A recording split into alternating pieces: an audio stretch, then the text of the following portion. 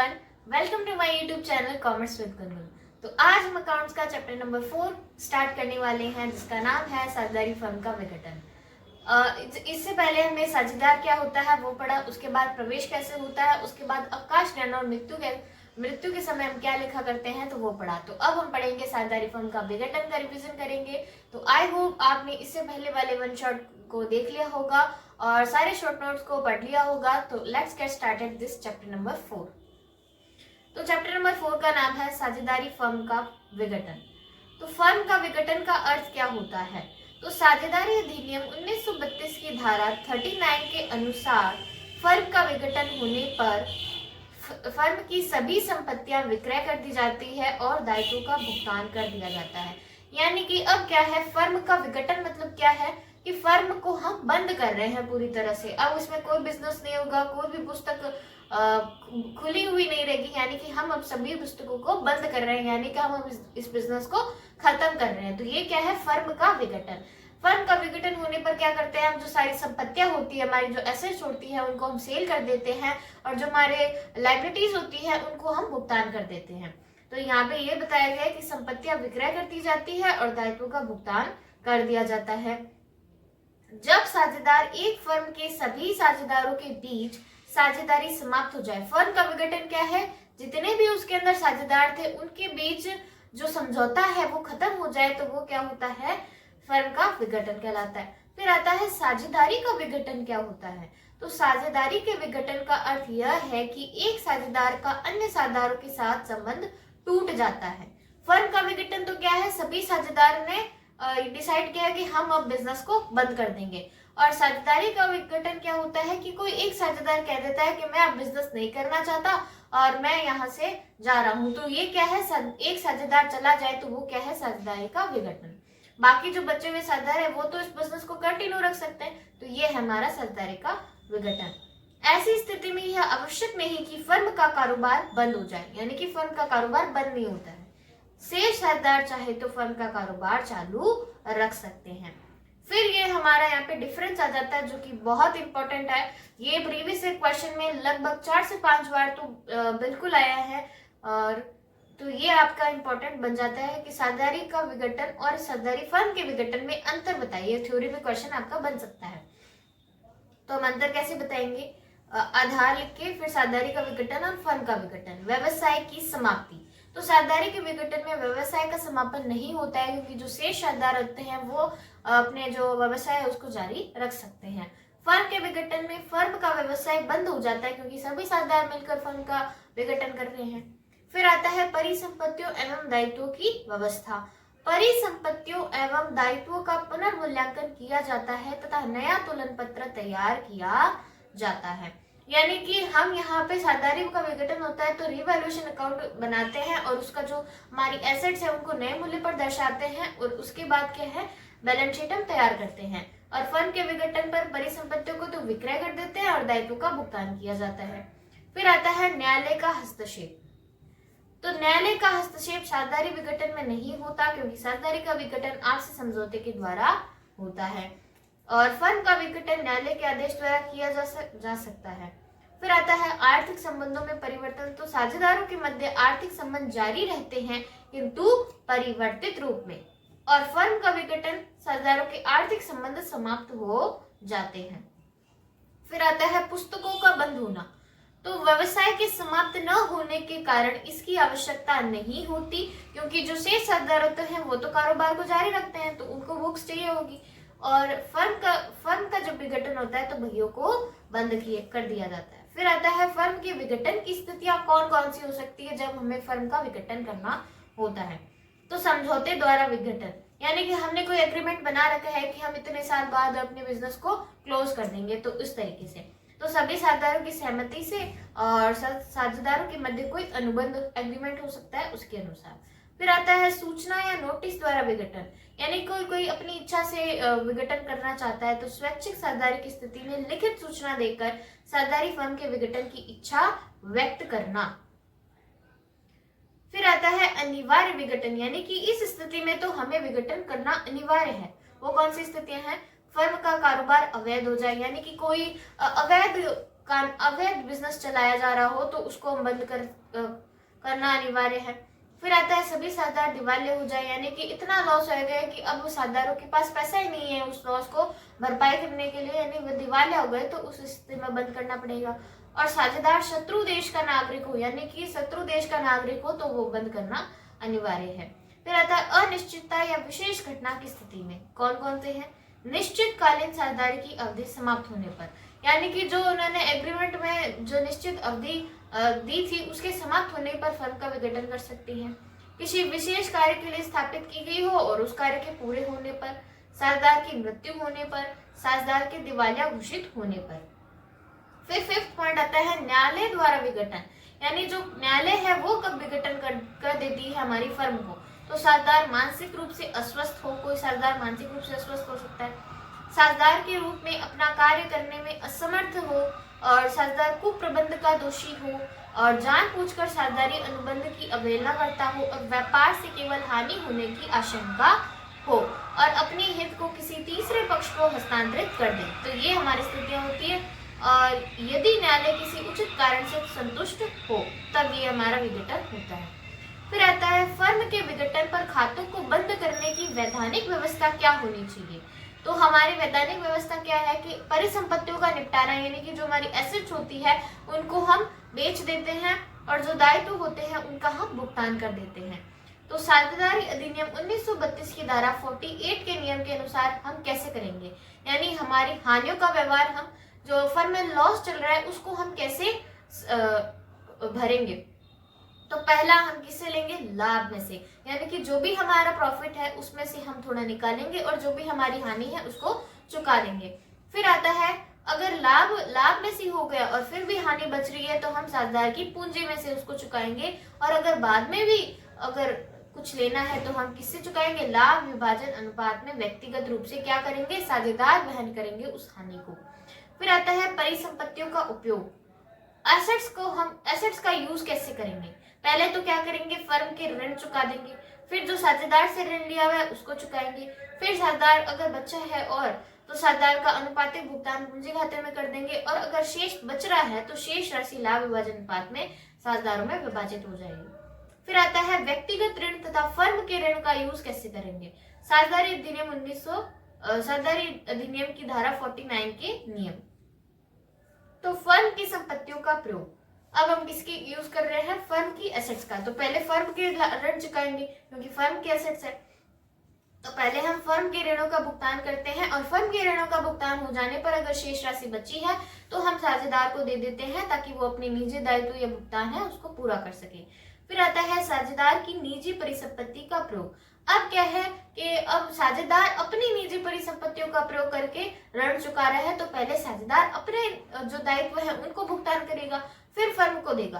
तो क्या है, उनके निजी ऋणों का भुगतान पहले करेगा वो साझेदार, फिर जो है फर्म के ऋण जो बाकी रह रहे हैं उसका भुगतान कर देगा। फिर आता है फर्म के विघटन पर लेखांकन व्यवहार, यानी कि जो फर्म का विघटन होता है तब हम उस पे ना क्या लेखांकन व्यवहार करते हैं, कौन से अकाउंट बनाते हैं, तो ये देखते हैं। तो पहला हम बनाते हैं रियलाइजेशन अकाउंट, यानी कि वसूली खाता। फिर आता है partners capital account, current account, फिर बैंक या कैश अकाउंट, और पार्टनर्स लोन अकाउंट। तो यहाँ पे जो हम सवाल करते हैं तो उसमें एक चीज ध्यान में रखने वाली क्या है कि यदि एसेट्स या लायबिलिटीज का पेमेंट ना कहा हो तो अपनी तरफ से कर दे, यानी कि जो नीचे पॉइंट्स दिए होते हैं उसमें जिस एसेट्स का भुगतान करने को कहा है उसका तो हम लेखा करते ही हैं, लेकिन कुछ एसेट्स बैलेंस शीट में ऐसी होती है जिनका भुगतान करने को हमें नहीं कहा है, तो वो हमें खुद की तरफ से करना होता है। कई बार बच्चे यहाँ पे गलती करते हैं, और मैं भी खुद गलती करती थी कि जैसे पॉइंट्स नीचे दिए हुए होते हैं उसमें कुछ एसेट्स का नाम नहीं दिया होता है तो उसका भुगतान मैं नहीं करती थी। फिर जो हमारे आंसर मैच नहीं होते थे तो वहां पे क्या होता है, कुछ एसेट्स का नाम दिया नहीं होता है तो वो हमें खुद से यहाँ वहां पे अपने अकाउंट्स में लिखनी होती है ताकि हमारा आंसर सही रहे। तो यहाँ पे ये बात इंपॉर्टेंट थी, आप क्वेश्चन करते समय इस बात का जरूर ध्यान रखें। फिर आता है वसूली खाता, रियलाइजेशन अकाउंट के क्या है, तो ये नाम मात्र का खाता है। संपत्तियों के विक्रय पर राशि वसूल, यानी कि संपत्तियों के विक्रय पर जो हमें राशि वसूल होती है उसी अमाउंट को हमें इस अकाउंट में लिखना है। फिर आता है दायित्व का भुगतान कर देते हैं। वसूली खाते की लाभ पुराने लाभ विभाजन अनुपात में बांट दी जाती है। फिर जो लाभ या हानि होती है उसको हम पुराने लाभ विभाजन अनुपात में बांट लेते हैं। रियलाइजेशन अकाउंट में क्या क्या आता है, तो यहाँ पे डेबिट साइड है, ये डेबिट साइड और ये क्रेडिट साइड। तो हम बैलेंस शीट से क्या लेके आएंगे, रियलाइजेशन अकाउंट में सारी जो भी चीजें हैं वो बैलेंस शीट से लेके आएंगे और रियलाइजेशन अकाउंट में लिखेंगे। तो पहले क्या लिखेंगे, डेबिट साइड में टू सैंड्री एसेट्स लिखेंगे, यानी कि जो भी हमारी सैंड्री एसेट्स है, जो भी सारी एसेट्स हम बैलेंस शीट के कहाँ साइड है, क्रेडिट साइड है, तो हम रियलाइजेशन अकाउंट के डेबिट साइड में लेके आ जाएंगे। फिर आता है टू कैश या बैंक, और फिर है बाय सैंड्री लायबिलिटीज, और लायबिलिटीज हमारे बैलेंस शीट के डेबिट साइड है, तो रियलाइजेशन के क्रेडिट साइड में हम लिख देंगे लायबिलिटीज को। फिर जो एसेट्स है उसका पेमेंट हमें करना है, तो वो हम किस साइड करेंगे, क्रेडिट साइड, और लायबिलिटी का हमें पेमेंट करना है तो वो हम किस साइड करेंगे, डेबिट साइड। क्यों, क्योंकि जो एक्सपेंसेस होते हैं वो रियलाइजेशन अकाउंट के डेबिट साइड आते हैं, और जो हमारी इनकम होती है वो रियलाइजेशन अकाउंट के क्रेडिट साइड आती है, तो इसलिए। तो डेबिट साइड में क्या है, टू कैश या बैंक, रियलाइजेशन एक्सपेंसेस पेड, यानी कि जो भी वसूली पर हमने कोई कमीशन दिया है किसी को कि आप ये बेच दो तो हम आपको इतना % देंगे, तो वो हमारे क्या है, रियलाइजेशन एक्सपेंसेस है, तो वो यहाँ पे लिखेंगे। To bank account liabilities paid की है, तो to bank payment of unrecorded liability, कोई अनरिकॉर्डेड लायबिलिटी है जिनको हम बुक्स में नहीं लिखा है तो उसका पेमेंट करेंगे। To partners capital account liabilities taken over, यानी कि किसी पार्टनर ने क्या जो दायित्व है वो ले लिए है तो उसका हम भुगतान करेंगे। To bank account premium paid, यानी कि कोई प्रीमियम है तो उसका हम भुगतान करेंगे। To partners capital current account, कोई प्रॉफिट है तो यहाँ पे बांट देंगे। फिर हम आते हैं क्रेडिट साइड में, जैसे कि हमें यहाँ पे एसेट्स का मिली है इनकम। बाय बैंक अकाउंट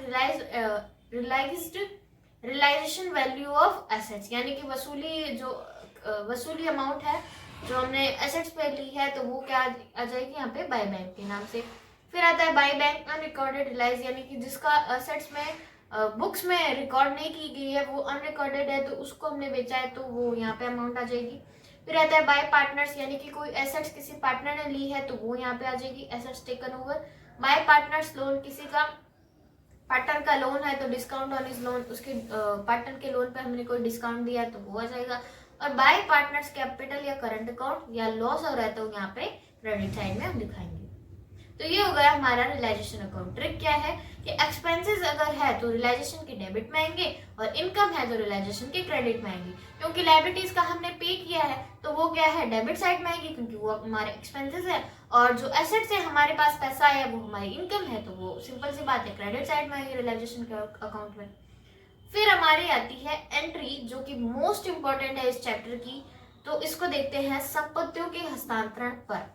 यानी कि जब हम बैलेंस शीट से एसेट्स लेकर आके रियलाइजेशन अकाउंट में रखते हैं तो हम क्या एंट्री करेंगे, realisation account DR to assets account, जो कि यहाँ पे दिया हुआ है, realisation account DR to assets sundry assets account, जो हमारी सारी एसेट्स, तो ये हमारी पहली एंट्री होगी।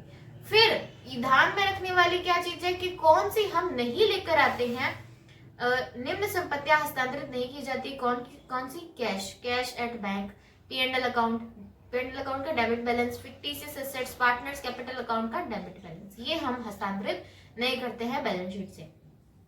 फिर आता है दायित्व के हस्तांतरण पर। दायित्व का हस्तांतरण करने पर क्या एंट्री होगी, sundry liabilities account DR to realisation account, यहाँ पे देखो sundry liabilities account DR to realisation account. फिर है कौन कौन से दायित्व का हम हस्तांतरित नहीं करेंगे, पार्टनर्स कैपिटल अकाउंट का क्रेडिट बैलेंस, रिजर्व और P&L अकाउंट का क्रेडिट बैलेंस, और पार्टनर्स लोन अकाउंट, ये हम हस्तांतरित नहीं करते हैं रियलाइजेशन अकाउंट में। फिर आता है संपत्तियों का नगद विक्रय करने पर, यानी कि संपत्तियां हमने नगद बेची है तो हम कैसे करेंगे, कैश या bank account DR to realisation account. क्योंकि हमारे पास पैसे आए हैं तो हम कैश को डेबिट कर देंगे और रियलाइजेशन अकाउंट को हम क्रेडिट कर देंगे, जो कि ऐसे यहाँ पे दिखाया गया, कैश या bank account DR to realisation account. फिर आया है साझेदार द्वारा किसी संपत्ति को लेने पर, यानी कि कोई साझेदार है जिसने कहा है कि मैं इस संपत्ति को ले लूंगा और इसका जो भी अमाउंट होगा वो मैं आपको दे दूंगा, तो क्या लिखेंगे, जहां पे हमारे पास कैश आ रहा था वहां पे किसका नाम लिख देंगे, पार्टनर का, क्योंकि पार्टनर ले लिए, तो partners capital account DR to realisation account, इसकी यहाँ पे एंट्री क्या है, ये देखो partners capital account DR2 realisation account. तो ये हमारी एंट्री हो गई इधर। फिर नेक्स्ट एंट्री है हस्तांतरित दायित्वों का नगद भुगतान। अब हमें क्या करना है, दायित्व का भुगतान करना है। दायित्व किस साइड आएंगे, रियलाइजेशन अकाउंट के डेबिट साइड आएंगे, क्योंकि इनकी एक्सपेंसेस है। तो क्या आएगा, रियलाइजेशन अकाउंट DR2 कैश या बैंक अकाउंट, क्योंकि हमारे से पैसे जा रहे हैं। फिर आता है साझेदार द्वारा दायित्व का भुगतान का भार वहन करने पर। अब क्या है, कोई पार्टनर कह देता है कि मैं इस दायित्व का भुगतान कर दूंगा, तो क्या एंट्री होगी, realisation account DR2 partners capital account. जहां पे कैश और बैंक का नाम आ रहा था वहां पे पार्टनर्स कैपिटल अकाउंट लिख देंगे। फिर आता है लेनदारों का पूर्ण भुगतान किसी संपत्ति द्वारा, आंशिक भुगतान केवल रोकड़ की प्रवृत्ति। लेनदारों का पूर्ण भुगतान किसी संपत्ति द्वारा, यानी कि कोई हमारे क्रेडिटर्स हैं, उसको हम पैसे चुकाने की जगह कोई एसेट्स दे रहे हैं, तो हम उसकी क्या एंट्री करेंगे, उसकी कोई एंट्री नहीं होगी, तो वहां पे क्या होगी, नो एंट्री होगी। याद रखना ये जो पॉइंट है वो क्वेश्चन में आता है कि हमने किसी साझेदार को किसी लेनदार को हमने मान लो कि एसेट्स दी, तो इसकी एंट्री क्या होगी, कुछ नहीं होगी, नो एंट्री होगी, क्योंकि हमने लेनदार को कैश की जगह क्या दे दी, एसेट्स दे दी, तो वहां पे मामला खत्म हो गया, तो वहां पे कोई एंट्री नहीं होगी। और आंशिक भुगतान केवल रोकड़ की प्रविष्टि, रोकड़ की प्रविष्टि जहां पे हम कैश से पेमेंट कर रहे हैं, यानी कि कुछ अमाउंट हमने एसेट्स की दे दी और कुछ हम कैश दे रहे हैं, तो वहां पे कैश की एंट्री होगी। तो कैश की एंट्री कैसे करेंगे, रियलाइजेशन अकाउंट DR2 कैश या बैंक अकाउंट।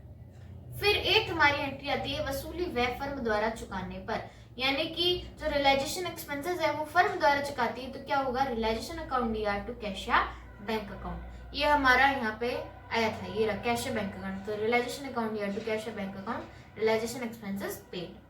और वसूली व्यय साझेदार द्वारा चुकाने पर, कोई साझेदार चुकाता है तो कैश या बैंक की जगह किसका नाम आ जाएगा, पार्टनर्स कैपिटल अकाउंट का। तो realisation account DR2 partners capital account. फिर हमारी जो थर्ड एंट्री है वो इंपॉर्टेंट है, क्या है, जब साझेदार की ओर से फर्म द्वारा वसूली व्यय चुकाया जाता है, यानी कि पहले साझेदार ने कह दिया कि मैं ना इस जो एक्सपेंसेस है उसको चुका दूंगा और आप निश्चिंत रहो, लेकिन फिर क्या हुआ कि साझेदार ने तो उस एक्सपेंसेस को चुकाया ही नहीं, और उसकी जगह कौन चुका रहा है, फर्म चुका रही है। तब हम क्या एंट्री करेंगे, तो हम फर्म कहती है कि हाँ मैं भी बड़ा चालाक हूँ, कि आपने पहले तो कह दिया कि मैं चुका दूंगा, फिर आप चुकाते नहीं हो, तो मैं आपके ही खाते को क्या कर दूंगा, डेबिट कर दूंगा, और आपके ही खाते से क्या होंगे, पैसे कटेंगे। तो क्या एंट्री होगी, partners capital account DR2 bank account, ये हमारी एंट्री होगी। फिर है यदि साझेदार वसूली व्यय का स्वयं भुगतान करे। अब मान लो किसी साझेदार ने कहा कि मैं इस दायित्व का भुगतान कर दूंगा और वो कर भी देता है, तो हम क्या करेंगे, उसकी कोई एंट्री नहीं करेंगे। जब वो नहीं करता है तब हम ऐसी एंट्री करते हैं। फिर आता है साझेदार को पारितोषिक देने पर, क्या एंट्री होगी, realisation account DR2 partners capital account. फिर गैर अभिलेखित परिसंपत्तियों की वसूली करने पर, यानी अनरिकॉर्डेड एसेट्स है, उसकी क्या एंट्री हुई, कैश या bank account DR2 realisation account. गैर अभिलेखित दायित्वों का भुगतान, लायबिलिटीज का भुगतान करने पर, रियलाइजेशन अकाउंट DR2 कैश या बैंक अकाउंट। फिर वसूली खाते का क्रेडिट बैलेंस लाभ होने पर, लाभ हुआ है तो क्या, realisation account DR2 partners capital account. ये देखो realisation account DR2 partners capital account. फिर वसूली खाते का डेबिट बैलेंस यानी हानि हो रही है, तो हम क्या करेंगे, partners capital account DR2 realisation account. फिर फर्म द्वारा साझेदार को दिए गए ऋण का निपटान करने पर, अब हमें क्या करें, साझेदार के जो ऋण है उसका भुगतान कर रहे हैं, तो bank account DR2 loan to partner account. फिर संचित लाभों का साझेदार के पूंजी खातों में ट्रांसफर करने पर क्या है, general reserve account DR, profit and loss account DR2 partners capital account. Transfer कर रहे हैं तो सारे जो हमारे संचित लाभ है वो पार्टनर्स के कैपिटल अकाउंट में ट्रांसफर कर देंगे। फिर आभासी परिसंपत्ति का पूंजी खाते में हस्तांतरण, तो क्या एंट्री होगी, partners capital account DR2 profit and loss and fictitious assets account. फिर आता है साझेदार के ऋण का भुगतान करेंगे तो partners loan account DR2 cash या बैंक अकाउंट। फिर 18वीं एंट्री आती है कि किसी साझेदार द्वारा उसकी पूंजी की कमी पूर्ति होने पर कैश या bank account DR2 partners capital account, यानी किसी के साझेदार की पूंजी में कमी हो रही है तो हम उसको कैश के द्वारा पे कर देंगे। फिर आता है साझेदार की पूंजी के शेष का भुगतान उनके द्वारा प्राप्त, पूंजी के शेष का भुगतान उनके द्वारा प्राप्त हो रहा है तो partners capital account DR2 cash या बैंक अकाउंट। तो ये थी हमारी कुछ एंट्रियां और रियलाइजेशन अकाउंट और कुछ थ्योरी का पार्ट। तो आई होप आपको ये चैप्टर समझ आया होगा और इसका अच्छे से आपका रिवीजन हो गया होगा। और ये जो पीडीएफ की लिंक है वो मैं आपको डिस्क्रिप्शन बॉक्स में डाल दूंगी, वहां से आप देख सकते हैं। और इसके पहले वाले जो चैप्टर है उसकी भी लिंक मैं डिस्क्रिप्शन बॉक्स में डाल दूंगी। आई होप आप वहां पे जाके देख सकते हैं। और आई होप आपको ये सारे लेक्चर्स पसंद आ रहे होंगे। तो अगर पसंद आ रहे हैं तो इस चैनल को सब्सक्राइब करें और बेल आइकन पर क्लिक करें ताकि कोई भी नई वीडियो आए तो आपको इन्फॉर्मेशन पहुंच जाए। तो thank you for watching this video.